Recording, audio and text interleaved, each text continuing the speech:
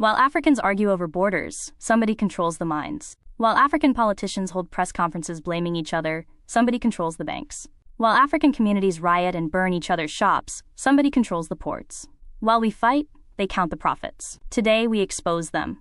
By name, by sector, by dollar amount. Welcome to the most important episode of the African Civilisations Series. This is the invisible winners of Africa's divisions, and after this video, they will not be invisible to you anymore. This episode goes deeper, naming the specific corporations, financial mechanisms, and local elite networks through which that profit is extracted. This is the Forensic Economics episode.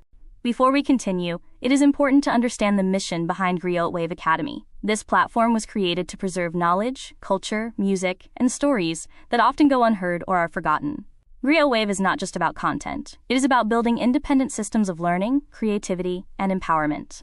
Through books, audio, technology, and media, the goal is to transform timeless wisdom into practical tools for today's generation and future generations. This slide presents the central argument of the entire investigation. Everything we have examined, from conflict and resource extraction to debt, media influence, and political division, rests on one fundamental question. Are Africa's challenges merely a collection of unrelated crises, or are they connected by deeper economic and political incentives? The thesis presented here is that many of Africa's most persistent problems are not isolated events. They form part of a larger system, in which value flows out while instability remains behind. To understand that system, we must follow the money, the resources, and the networks that benefit from the status quo. The first pillar is resource extraction. Africa possesses some of the world's most valuable minerals, energy reserves, and agricultural assets. Yet the key question is not who owns the resources underground. It is who captures the value once those resources enter global supply chains. The second pillar is capital flows. Every year, billions leave the continent through legal and illegal channels, reducing the resources available for development, infrastructure, education, and healthcare. Third, we examine multinational influence. Corporations do not simply operate within markets. They often influence regulations, trade relationships, and investment priorities.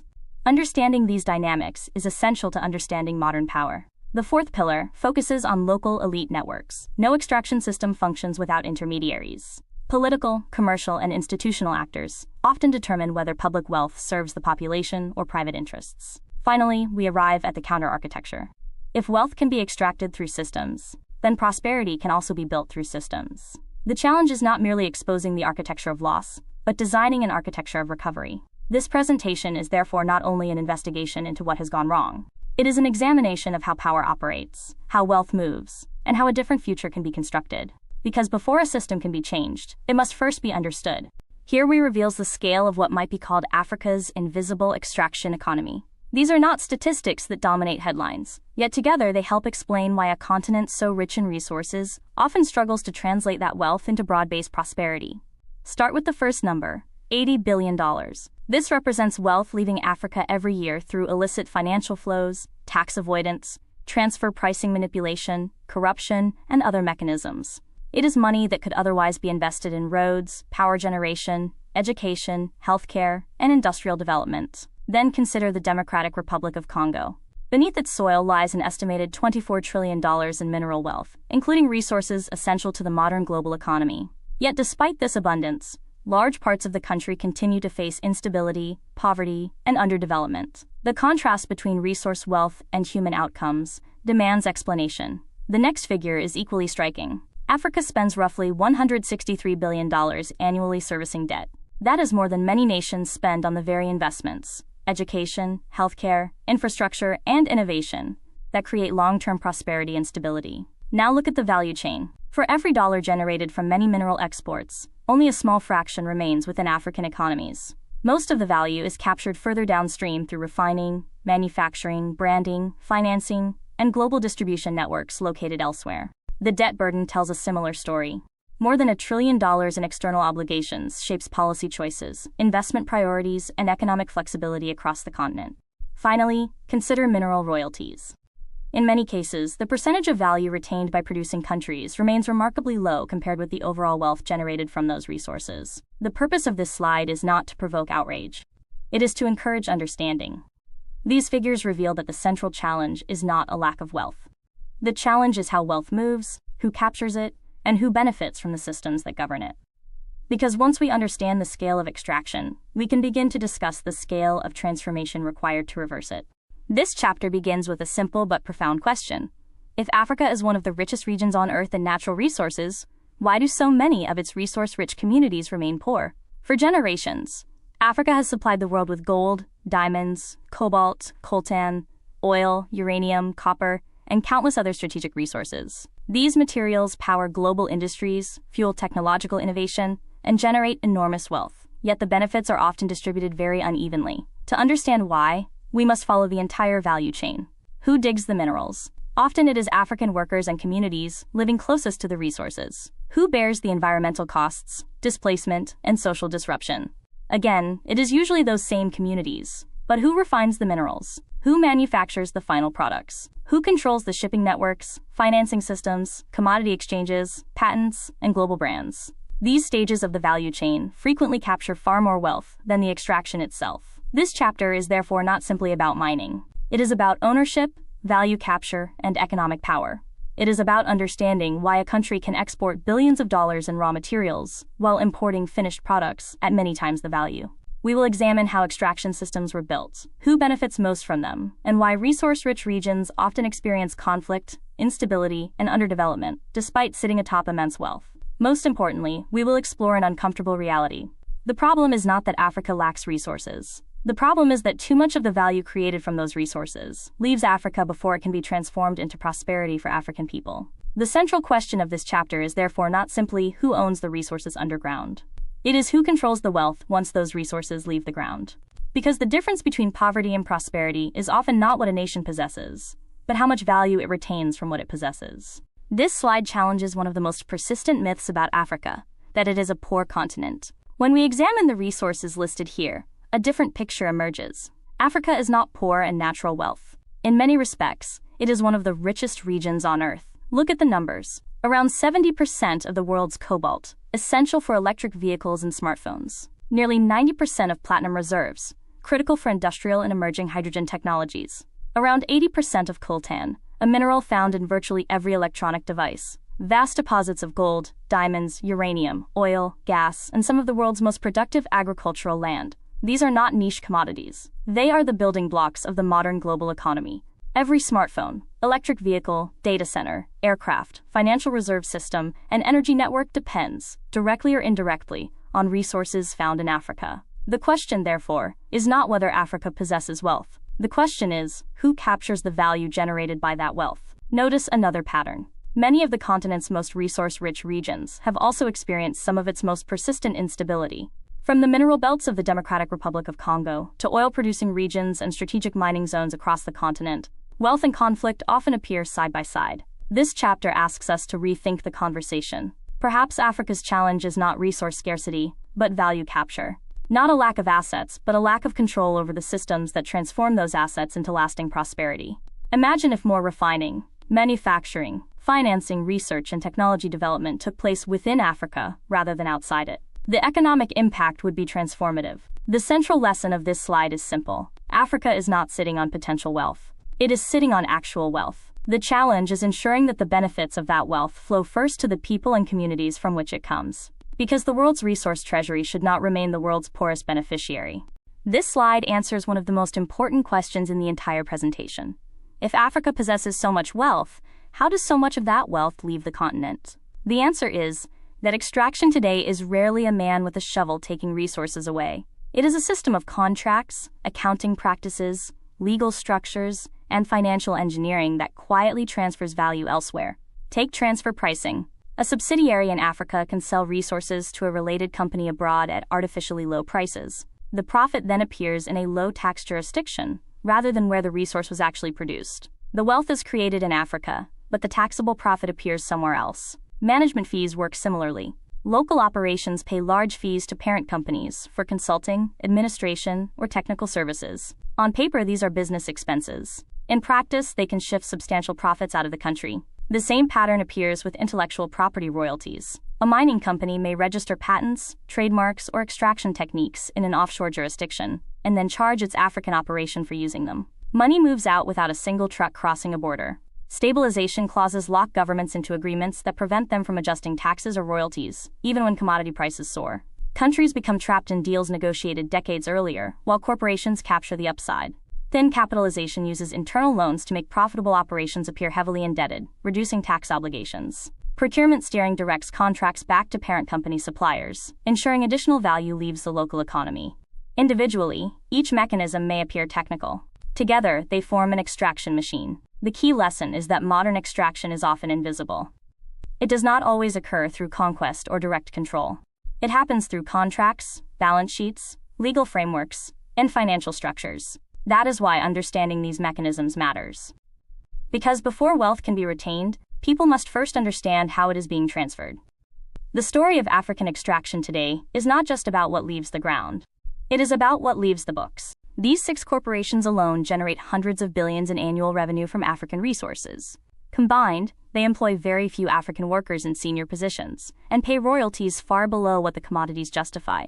Glencore $1.5 billion settlement. This is public record, filed in US, UK, and Swiss courts in 2022. The charges included bribing officials in Nigeria, DRC, and Venezuela. The settlement was a record for corporate corruption. Glencore paid it, wrote it off as a business expense, and continued. No executive went to prison. Total Energies EACOP, the East Africa crude oil pipeline, is 1,443 kilometers, the world's longest heated crude oil pipeline. It will transport Ugandan crude through Tanzania to the coast. Environmental and human rights groups, Ugandan and Tanzanian communities documented 100,000 plus people displaced, inadequate compensation, pipeline route through ecologically sensitive areas including National Park. Barrick Acacia Tanzania. The $190 billion figure was Tanzania's claim of underdeclared gold exports. Acacia, Barrick subsidiary, denied this. The settled amount of $300 million was acknowledged by both sides as not reflecting the full disputed amount. Tanzania's tax authority TRRA estimates billions in uncollected revenue from the mining sector. Orano/Niger context. Niger produces approximately 5% of the world's uranium. France gets 75% of its electricity from nuclear power. The connection is direct, documented, and rarely mentioned in French media coverage of the Niger coup. This slide highlights one of the least discussed yet most significant questions in resource economics. Not how much Africa produces, but how much Africa keeps. Look at the pattern across these industries. Whether we are talking about cobalt in the DRC, uranium in Niger, copper in Zambia, gold in Tanzania, oil in Nigeria, or platinum in South Africa, the same story emerges. The royalty rates many African countries receive are often only a fraction of what comparable resource-producing nations negotiate elsewhere. The consequence is enormous. A difference of a few percentage points may seem small, but when applied to billions of dollars in annual production, it translates into billions in lost public revenue every year. Consider what those lost revenues represent. They are schools not built, hospitals not funded, roads not completed, power grids not expanded, and industries not developed. The royalty gap is not an accounting issue, it is a development issue. What makes this particularly important is that closing the gap does not require discovering new minerals, drilling new oil wells, or waiting for foreign aid. The resources already exist. The value is already being generated. The question is how that value is distributed. The figures on the right illustrate the scale of the opportunity. Across multiple sectors, billions of dollars leave producing nations through royalty arrangements that many economists argue fall well below fair market standards. Collectively, the annual gap represents tens of billions of dollars that could remain within African economies. This is why resource contracts matter. The debate is not whether investors should earn profits. Investment is necessary. The real question is whether the people who own the resources receive a fair share of the wealth those resources create. The central lesson of this slide is simple. Africa's challenge is not only extraction, it is negotiation. Because the difference between a resource curse and a resource blessing often comes down to who writes the contract, who negotiates the terms, and who captures the value. The wealth is already there. The battle is over how much of it stays. We now move from the resources leaving Africa to the money leaving Africa. In the previous chapter, we examined how value is extracted from minerals, oil, land, and strategic resources. But extraction does not end at the mine, the oil field, or the port. The next stage is financial. Wealth generated in Africa often travels through a complex network of banks, tax havens, shell companies, offshore accounts, debt payments, and profit-shifting structures, before disappearing from the continent altogether. The figure often cited is staggering. Roughly $80 billion leaves Africa every year through illicit financial flows alone. That is more than many African countries spend on healthcare, education, infrastructure, and industrial development combined. Imagine what that money represents. It is not just numbers on a spreadsheet. It is power stations that were never built, schools that were never opened, hospitals that were never equipped, railways, factories, research centers, and businesses that never received investment. What makes this challenge particularly difficult is that much of it is invisible. When minerals leave a port, people can see the ships. When money leaves through transfer pricing, offshore structures, trade misinvoicing, tax avoidance schemes, or debt service mechanisms, the movement is largely hidden from public view. This chapter follows that money trail. We will examine where the funds go, who benefits from the system, how offshore financial networks operate, and why some of the world's largest financial centers play a crucial role in the movement of African wealth. Most importantly, we will explore a simple but uncomfortable reality. Africa's development challenge is not only about generating wealth. It is also about retaining wealth, because a continent can be rich in resources, rich in talent, and rich in opportunity, yet remain constrained if the value it creates consistently flows elsewhere. The question before us is no longer who owns Africa's wealth. The question is, who keeps it once it has been created? This slide visualizes a reality that is often difficult to see. Africa's wealth does not simply disappear. It follows identifiable pathways. The process begins where wealth is created. In mines, oil fields, farms, factories, and businesses across the continent, enormous value is generated every year. The question is, what happens next? The first pathway is commercial extraction. Through transfer pricing, trade misinvoicing, and complex corporate structures, profits that should be recorded where resources are produced are often shifted elsewhere. Wealth created in Africa is booked in offshore financial centers, reducing the revenues available to African states. The second pathway is elite capital flight. Public officials, politically connected business figures, and wealthy individuals move assets abroad into foreign bank accounts, luxury property, offshore companies, and international investment vehicles. Money that could be invested in productive local economies instead strengthens financial systems elsewhere. The third pathway is debt service. African governments collectively transfer vast sums every year to service external obligations. Regardless of domestic needs, debt payments continue flowing outward, often taking priority over investments in infrastructure, healthcare, education, and industrial development. Notice the pattern. Whether the money originates from resources, government revenues, or public borrowing, the destination is frequently the same: offshore financial centers, international banks, tax havens, and major global capitals. This is why the issue is larger than corruption, taxation, or debt alone. These are interconnected channels within a broader financial architecture that enables wealth to move from poorer regions to wealthier ones. The most important lesson of this slide is that Africa's challenge is not simply producing wealth. The continent already produces immense wealth. The challenge is retaining enough of that wealth to finance its own development. Because every dollar that leaves through these channels is a dollar unavailable for schools, hospitals, energy systems, research, manufacturing, and job creation. To understand Africa's development story, we must understand not only how wealth is created, but where it goes once it leaves the continent. Follow the money, and the system becomes visible. Now he introduces one of the least visible, yet most powerful parts of the global financial system: the offshore architecture. These are not distant islands or obscure jurisdictions, disconnected from Africa's development story. They are often central nodes in the movement and storage of wealth generated on the continent. The key insight is that money rarely leaves Africa and simply disappears. It is routed, protected, invested, and managed through a network of financial centers, legal structures, tax treaties, shell companies, trusts, and holding firms, designed to move wealth across borders with minimal transparency. Notice the roles each jurisdiction plays. Some function as tax treaty hubs, allowing profits to be routed through low-tax environments. Others specialize in corporate secrecy, enabling beneficial ownership to remain hidden. Some serve as commodity trading centers, where profits from African resources are captured before the value ever reaches producing countries. Others act as global hubs for property, banking, and wealth management. What makes this system significant is that it often operates within the law. The challenge is not always criminality, it is structure. Rules designed to facilitate global finance can also make it easier for wealth to leave developing economies, while remaining difficult to trace or recover. This is why investigations such as the Panama Papers, Pandora Papers, and FinCEN files attracted global attention. They revealed not only individual cases of hidden wealth, but also the existence of an international infrastructure that makes such movements possible. The broader lesson is that modern extraction is not confined to mines, oil fields, or ports. It extends into law firms, accounting networks, financial institutions, offshore jurisdictions, and global investment vehicles. To understand where Africa's wealth goes, we must understand where it is parked, protected, and multiplied after it leaves. Because the story of capital flight is not simply about money leaving Africa. It is about the global architecture that receives it. And once that architecture becomes visible, the conversation shifts from mystery to accountability. We now move beyond resources and money to something even more influential: power. In the previous chapters, we traced how wealth is extracted and how capital leaves the continent. But systems do not maintain themselves. Behind contracts, financial flows, and trade agreements are institutions, networks, and actors with the ability to shape decisions. This chapter explores how multinational corporations influence policy, law, regulation, and, at times, the conditions surrounding conflict itself. It is important to be clear: corporations are not inherently harmful. They bring investment, technology, jobs, and expertise. The question is not whether multinational companies should operate in Africa. The question is who sets the rules under which they operate. When a corporation's annual revenue exceeds the GDP of the country in which it operates, the balance of power changes. Negotiations become uneven. Governments may compete against one another for investment. Regulatory agencies may become dependent on the industries they oversee.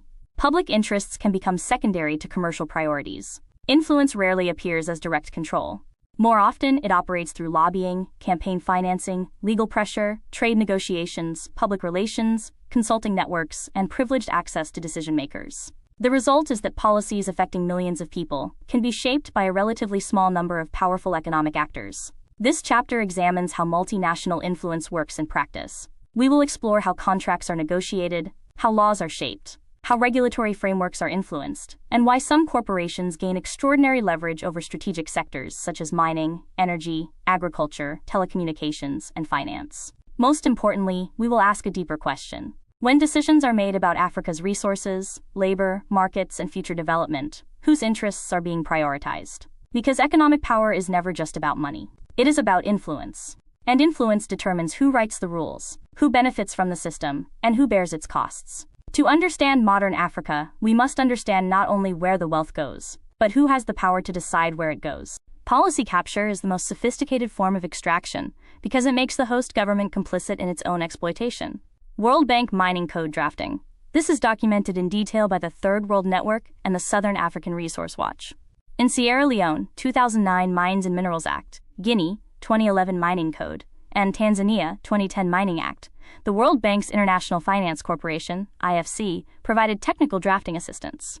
IFC also holds equity stakes in mining companies operating under those codes. This is a conflict of interest. BIT's legal challenge.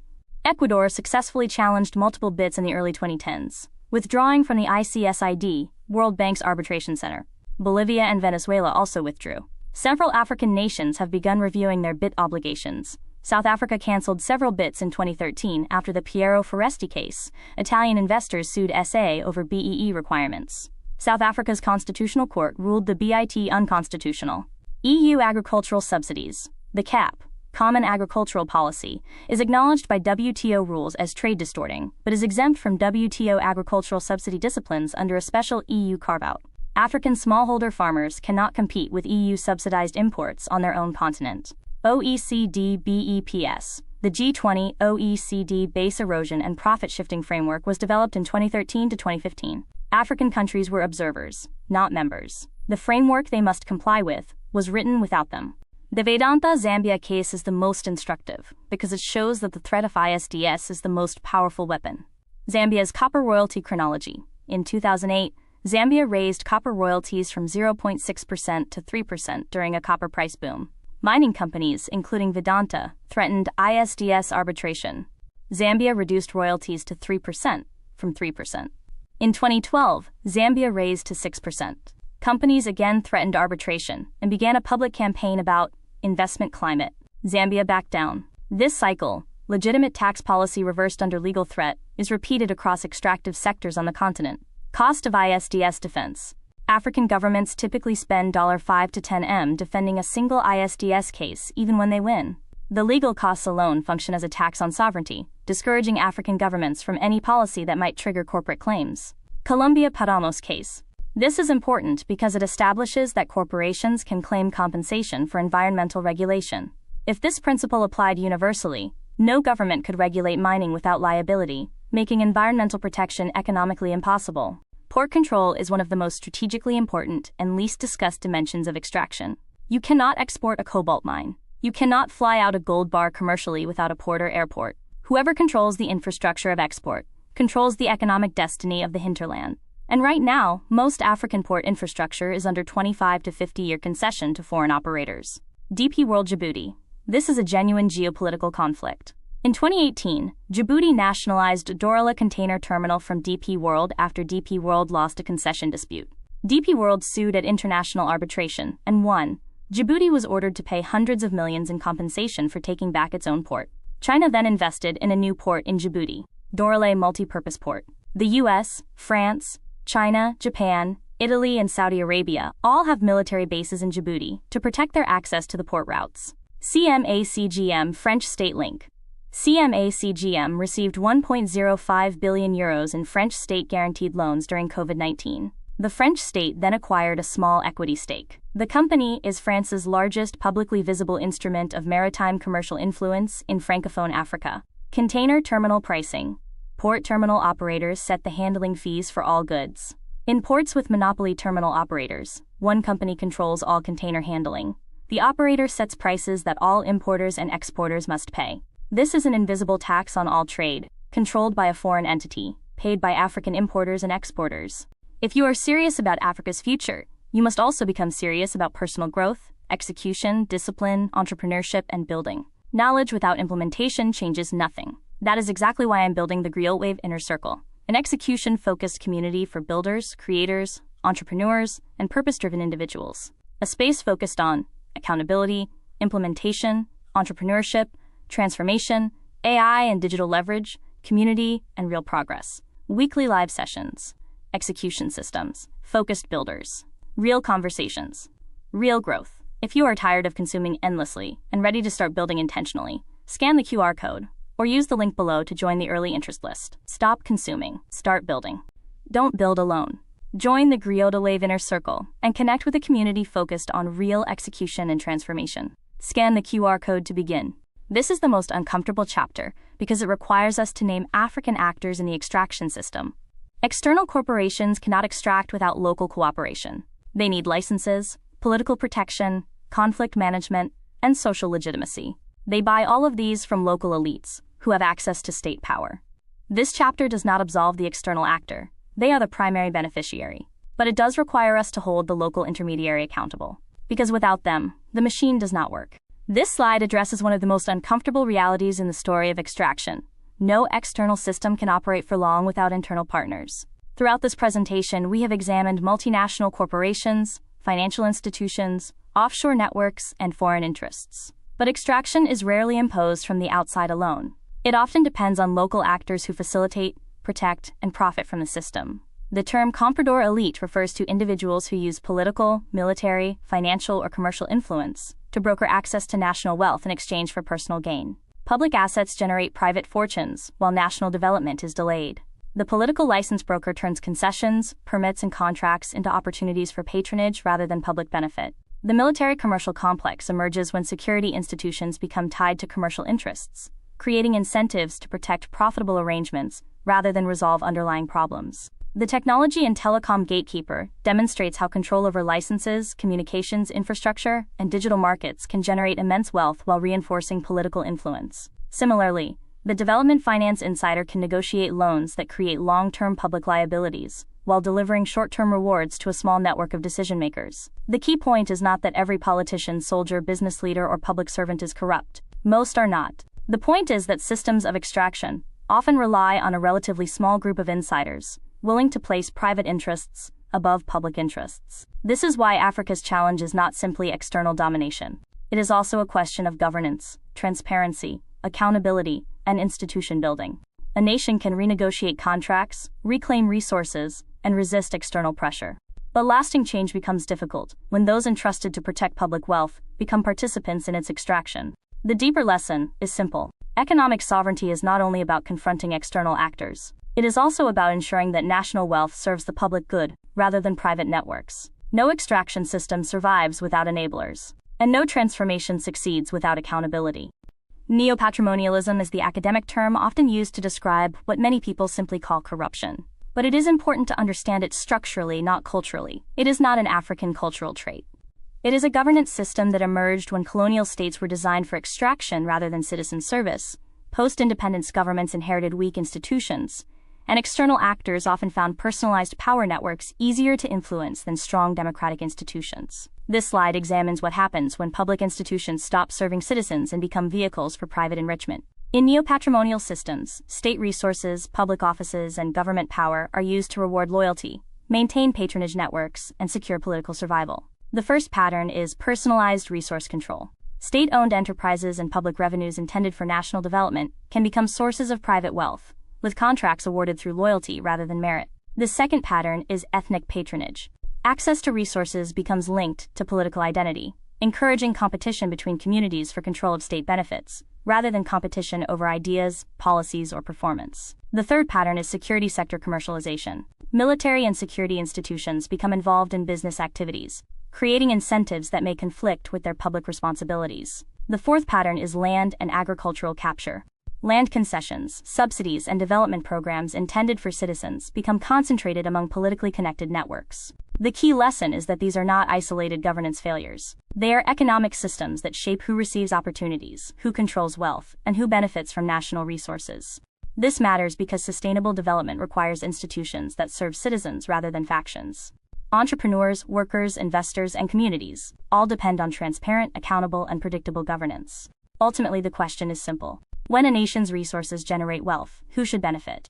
A small network of insiders, or the citizens in whose name those resources are held? The difference between prosperity and stagnation often comes down to whether government serves the public interest or private interests.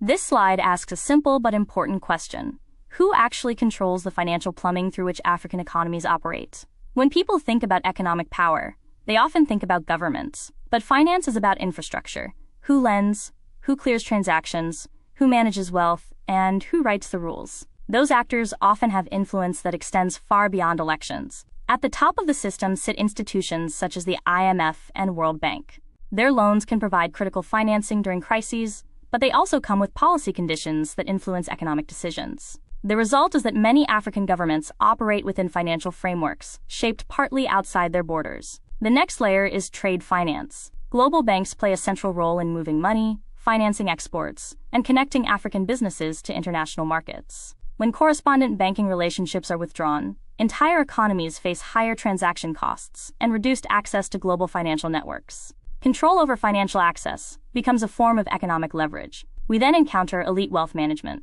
For decades, international financial institutions, law firms, and offshore structures have provided pathways for politically connected wealth to leave African economies and reappear in foreign assets, bank accounts, and investment vehicles. Capital that could have financed local development often ends up strengthening foreign financial centers. Finally, there is sovereign debt.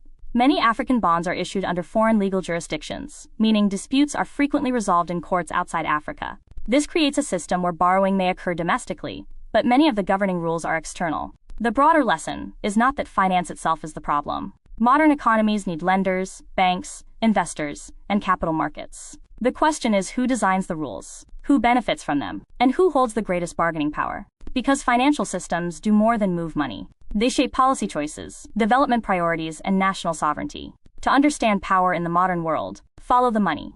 To understand who influences Africa's future, follow the institutions that control where that money flows. This slide introduces a reality that is often overlooked in discussions about sovereignty. In the 21st century, power is increasingly digital. The question is no longer only who controls the mines, the ports, or the banks. It is also who controls the data, the platforms, the payment systems, and the algorithms. Every day, hundreds of millions of Africans generate enormous amounts of digital information. Search histories, financial transactions, location data, consumer behavior, agricultural records, and social interactions are all valuable economic assets. Yet much of this data is stored, processed, and monetized outside Africa. The continent generates the raw material, while others capture most of the value. Consider payments. Africans send billions of dollars in remittances every year, but much of that money moves through foreign-controlled financial networks that charge significant fees. The transaction may begin and end in Africa, yet value is extracted at every stage along the way. The same pattern appears in social media. A handful of global platforms increasingly shape what information people see, which voices are amplified, and which narratives gain visibility. In an age where public opinion can influence elections, investment, and social stability, control over information infrastructure is a form of political power.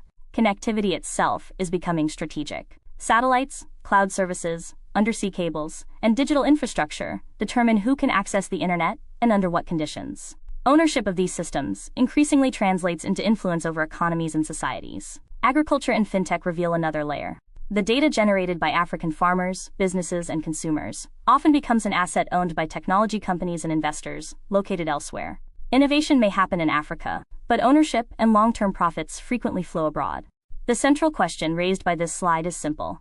If data is the oil of the digital age, who owns the wells? Because the future of economic sovereignty will not be decided only by control of land and minerals. It will also be determined by who owns the platforms, controls the data, manages the payments, and writes the algorithms that increasingly shape modern life. This slide brings the entire presentation together. Up to this point, we have examined individual pieces of the puzzle: resource extraction, capital flight, offshore finance, multinational influence, arms sales, debt systems, media narratives, and local elite networks. It can be tempting to view these as separate problems. This slide argues they are not. What we are looking at is a network. At the center sit Africa's resources, labor, markets, and strategic geography.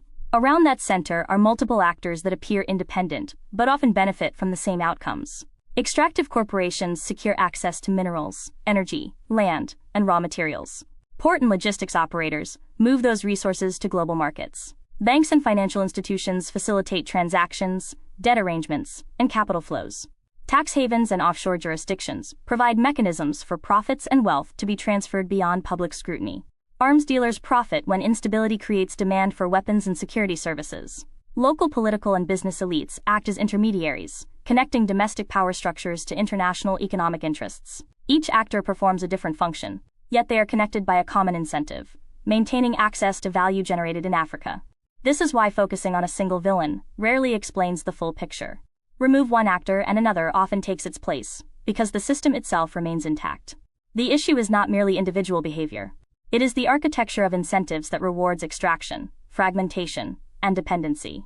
Notice something else. The arrows all point toward the same center. The competition is not primarily between these actors. The competition is over access to African wealth, labor, markets, strategic resources, and future growth. That insight changes the conversation. It moves us away from asking, who is to blame, and toward asking, how is the system designed, and who benefits when it continues. The most important lesson of this presentation is that Africa's challenges cannot be understood in isolation. Politics, finance, media, security, trade, and technology are interconnected. The beneficiaries operate as a network. Any meaningful response must therefore be equally coordinated. To change the outcome, Africa must stop confronting individual symptoms and begin addressing the system that links them all together. This chapter marks a shift in the conversation. For 4 chapters, we have focused on understanding the architecture of extraction, how resources leave, how wealth is transferred, how conflict is monetized, and how financial, political, and informational systems reinforce one another. Understanding the problem is essential, but diagnosis alone changes nothing. The question now becomes, what would it actually take to reverse the flow? This chapter is called the counter-architecture, because the challenge is larger than replacing one leader, one policy, or one institution. The systems we have examined are interconnected. Therefore, the response must be interconnected as well. If extraction operates through finance, Africa needs financial sovereignty. If value leaves through raw exports, Africa needs industrial capacity. If narratives are controlled externally, Africa needs its own media infrastructure. If division weakens bargaining power, Africa needs stronger continental coordination. Every mechanism of extraction requires a corresponding mechanism of recovery. The encouraging reality is that Africa is not starting from zero. The African Continental Free Trade Area exists. Regional development banks exist. African entrepreneurs, engineers, researchers, creators, and investors are already building alternatives. The foundations of a different future are already visible. But reclaiming wealth requires more than ambition. It requires institutions. It requires cooperation. It requires long-term thinking that extends beyond election cycles and individual governments. Most importantly, it requires recognizing that no African country can fully solve these challenges alone. The key symbol on this slide is the key itself. A key does not destroy a lock. It unlocks it. The objective is not isolation from the world. It is participation in the world, on fairer terms. It is creating systems that allow African resources, talent, capital, and innovation to generate prosperity, primarily for African people. The final section of this presentation, therefore, focuses not on who profits from Africa's divisions, but on how Africa can profit from its unity. Because the most powerful response to extraction is not anger. It is construction, not resistance alone, but institution building. Not simply exposing the architecture of dependency, but designing a stronger architecture of sovereignty, development, and shared prosperity. Throughout this presentation, we have identified the mechanisms through which wealth leaves Africa. The natural question is, what would it take to reverse that flow? This 5-point agenda represents practical reforms aimed at increasing Africa's ability to retain, process, finance, and benefit from its own resources. The first priority is renegotiating extractive concessions. Many agreements were signed when governments had limited bargaining power and commodity prices were far lower. Acting individually, countries are vulnerable to pressure. Acting collectively, they represent a market of 1.4 billion people, with some of the world's most strategic resources. Second is beneficiation, ensuring that more processing happens on the continent. History shows that the greatest profits are rarely made from extraction alone. They come from refining, manufacturing, and value addition. The question is not whether Africa can mine resources, but whether it can capture more of the value chain. Third is closing the tax haven channel. Large amounts of value leave Africa through transfer pricing, treaty shopping, and offshore structures. Strengthening tax cooperation and transparency would help ensure that profits generated from African resources are taxed fairly and contribute to local development. Fourth is the creation of stronger African financial infrastructure, including an African credit rating capability. Credit ratings influence borrowing costs, investment flows, and perceptions of risk. Greater African participation in this process could provide additional perspectives on the continent's economic realities. Fifth is strengthening African development finance institutions. Infrastructure, industry, technology, and energy transitions require patient capital. Expanding the capacity of African-led investment institutions would increase the continent's ability to finance its own priorities. The important point is that none of these proposals depend on discovering new resources. Africa already possesses extraordinary wealth. The challenge is improving the systems through which that wealth is managed, processed, financed, and retained. Ultimately, resource sovereignty is not about isolation. It is about ensuring that the continent receives a fairer share of the value created from its own assets. The goal is simple. Move from exporting wealth to building wealth, from dependency to leverage, and from extraction to transformation. These 4 models are transformative proof of concept. Botswana De Beers. The Botswana deal was renegotiated multiple times since 1967, each time improving Botswana's terms. The most recent 2023 renegotiation extended the partnership to 2054, while giving Botswana a larger share of rough diamond sorting and sales. Most importantly, Botswana retained state ownership rather than privatizing Botswana under SAP pressure. Morocco OCP Group, Office Cherifien des Phosphates, is often cited as Africa's most successful state-owned enterprise. It processes phosphate into ammonia, MAP, DAP, and NPK fertilizers, products worth 5 to 10 times more per ton than raw phosphate. It is now the world's largest phosphate complex and Africa's largest exporter of manufactured goods. Ethiopia Coffee IP. This is one of the most underreported development policy successes in Africa. Starbucks initially opposed Ethiopia's geographical indication application, claiming it would reduce market flexibility. Ethiopia persisted, ultimately securing agreements. The lesson: African products have brand value that is currently appropriated without compensation. The models exist, the knowledge exists, the resources exist. The only thing missing is the political will to apply them at scale, and the unity to protect leaders who try. This is the architecture of economic sovereignty, not as ideology, but as specific institutions and laws.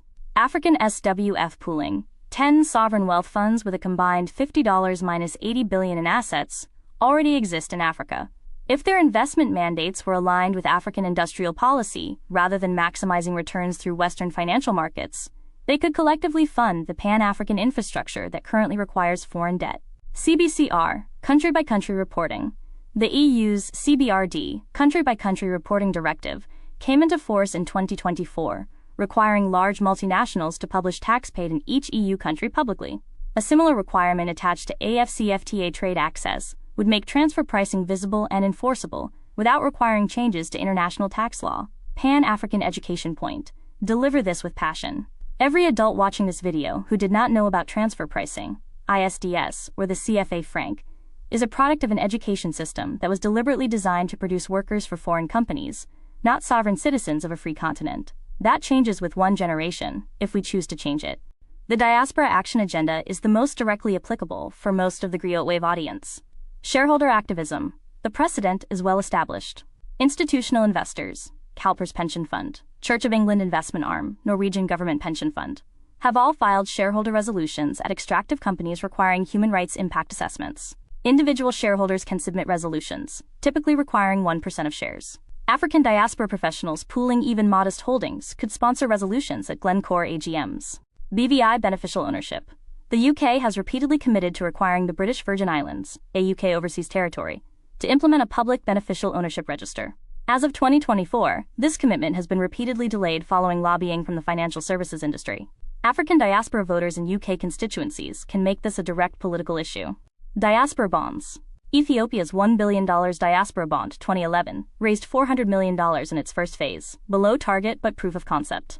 The African Development Bank has developed a diaspora bond framework. The key barrier is trust in African government institutions, which requires exactly the accountability measures described in previous slides. Here is one of the most important slides in the entire deck, because every system survives through a monopoly on understanding.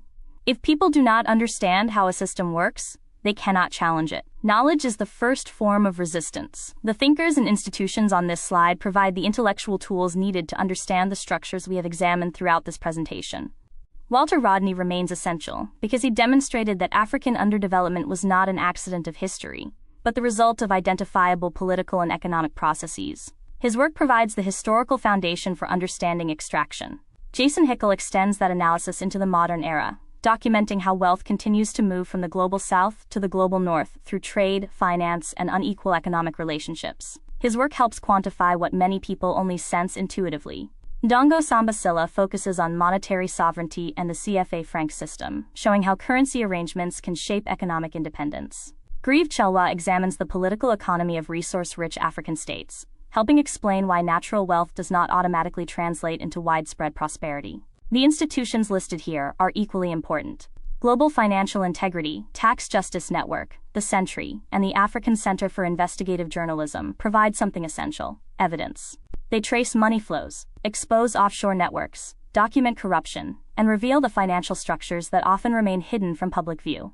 Notice the pattern. These are not conspiracy theorists or internet commentators. They are economists, historians, investigative journalists, policy researchers, and data-driven institutions. Their arguments can be debated, challenged, and refined, but they are grounded in evidence, documentation, and rigorous analysis. That is why this slide is called the intellectual arsenal. Every movement for political, economic, or social transformation begins with ideas. Before institutions change, people must first understand the systems they are living within. The final lesson is simple. Do not take any presentation, book, or speaker as the final authority. Use them as starting points. Read widely. Follow the evidence. Study the data. Compare perspectives. Because sustainable change begins when citizens move from opinion to understanding, from slogans to analysis, and from reaction to informed action. This slide presents perhaps the most important idea in the entire presentation. The future is not predetermined. Throughout this series, we have examined how wealth leaves Africa through extraction, capital flight, debt systems, unequal trade arrangements, and institutional weaknesses. But the purpose of understanding these systems is not to create pessimism. It is to clarify the choices that lie ahead. On the left side is a continuation of current trends. If illicit outflows, low royalty rates, external dependency, and limited value addition persist, the costs compound year after year. Wealth continues to leave faster than it is created. Debt grows. Opportunities are lost. A rapidly expanding youth population faces increasing pressure in economies unable to absorb its talent and energy. But the right side presents an alternative pathway. Imagine higher royalty retention, greater local processing of resources, stronger tax collection, reduced capital flight, improved debt arrangements, and increased African ownership of strategic infrastructure. None of these require discovering new minerals or receiving extraordinary external assistance. They require capturing a greater share of value from assets Africa already possesses. Notice something important about the numbers on this slide. They are not merely economic statistics. Every dollar retained translates into roads, schools, hospitals, research centers, factories, digital infrastructure, and employment opportunities. Economic policy is ultimately about human outcomes. The youth dimension may be the most significant. By 2050, Africa will have one of the largest and youngest workforces in the world. That demographic reality can become either a source of instability or a foundation for unprecedented growth. The difference depends largely on whether sufficient opportunities are created. This is why the final statement on the slide matters so much. The gap between these two futures is not destiny. It is choice. History is full of nations that transformed their trajectories by changing institutions, incentives, and development strategies. Africa's future will not be determined solely by its resources, geography, or past. It will be shaped by the decisions made today. The central question is therefore not whether a different future is possible. The evidence suggests it is. The real question is whether governments, institutions, businesses, and citizens are willing to make the choices required to build it. This presentation ends where real change begins, with action. Knowledge alone does not transform societies. Information becomes powerful only when it changes decisions, behavior, and institutions. The purpose of this series has not simply been to explain the architecture of extraction, but to help people understand where they fit within the solution. The first level is learn. Every system depends on public ignorance. The more people understand how resources are extracted, how capital leaves, how debt operates, and how influence is exercised, the harder those systems become to sustain. Education is the foundation of sovereignty. The second level is exposé. Many of the mechanisms discussed throughout this presentation survive because they remain invisible. When journalists investigate, researchers publish evidence, citizens ask difficult questions, and communities challenge misleading narratives, hidden systems become visible. Transparency changes incentives. The third level is organize. Awareness matters, but organized citizens create leverage. Through professional networks, civic groups, investment clubs, diaspora organizations, and political engagement, individual concerns become collective influence. The fourth level is build. Lasting change requires institutions. African-owned businesses, financial platforms, media networks, technology companies, research centers, and investment vehicles are not just economic projects, they are instruments of sovereignty. Every institution, built locally, reduces dependence elsewhere. Notice the progression. Learn. Expose. Organize. Build. Knowledge creates awareness. Awareness drives accountability. Accountability creates mobilization. Mobilization creates institutions. Most people will never negotiate a mining concession or rewrite a trade agreement, but everyone can contribute somewhere in this chain. Researchers, teachers, entrepreneurs, journalists, investors, students, creators, and citizens all have a role to play. The central message is simple. The future will not be shaped only by governments, corporations, or international institutions. It will also be shaped by millions of ordinary people making informed decisions every day. Because systems are built by people, and systems can be rebuilt by people, the question is no longer whether change is possible. The question is, what role will each of us play in creating it? This presentation ends where real change begins, with action. Knowledge alone does not transform societies. Information becomes powerful only when it changes decisions, behavior, and institutions. The purpose of this series has never been simply to explain the architecture of extraction. It has been to help people understand where they fit within the solution. The first level is to learn. Every system depends on public ignorance. The more people understand how resources are extracted, how capital leaves, how debt works, and how influence is exercised, the harder those systems become to sustain. Education is not passive. It is the foundation of sovereignty. The second level is to expose. Many of the mechanisms discussed throughout this presentation survive because they remain invisible. When journalists investigate, researchers publish evidence, citizens ask difficult questions, and communities challenge misleading narratives, hidden systems become visible. Transparency changes incentives. The third level is to organize.